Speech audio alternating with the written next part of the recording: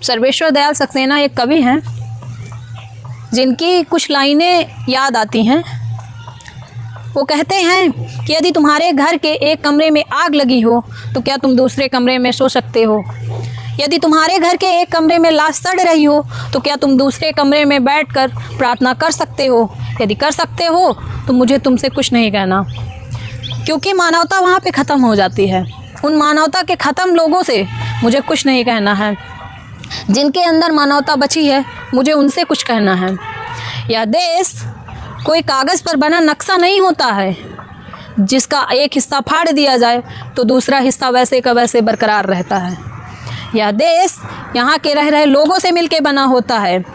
इसलिए लोगों की समस्याओं को देखना, लोगों की समस्याओं पे बातचीत करना यह मनुष्य का प्रथम कर्तव्य होता है कि मनुष्य के अंदर मानवता रहनी ज़रूरी है।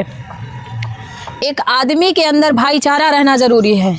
लेकिन आज हम समाज में देख रहे हैं कि यहाँ पे लोग मानवता की बातचीत छोड़िए धर्म की राजनीति करते हैं।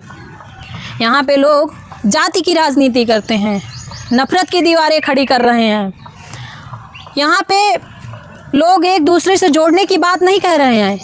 आपस में एक दूसरे से जोड़ने की बातचीत ना करके वह एक दूसरे से तोड़ने की राजनीति कर रहे हैं।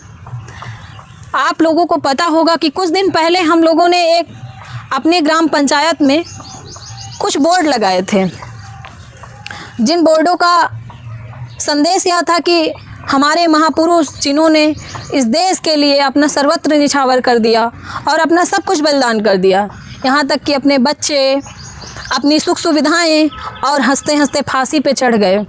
लेकिन आज देखने को यह मिल रहा है कि कुछ लोग, कुछ मनु मानसिकता वाले लोग वह जो है महापुरुषों को ही जाति के खांचे में खड़ा कर रहे हैं। जिन बोर्डों को लगाया गया है वहाँ पे उन बोर्डों को तोड़ रहे हैं और तोड़कर लोगों को बता रहे हैं कि यह इस जाति से थे, यहाँ पे इस जाति से थे, ये इस जाति का प्रचार कर रहे हैं। जबकि उन्हें पता होना चाहिए कि हमारा भारत देश एकता में अनेकता है।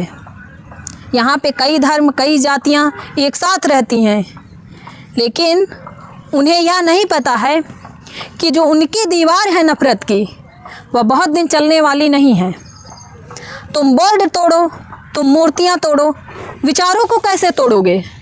तुम मूर्तियाँ तोड़ो, विचारों को तोड़ो, लेकिन हम तुम्हारी नफ़रत भरी इस खाई को पाटने का काम करेंगे।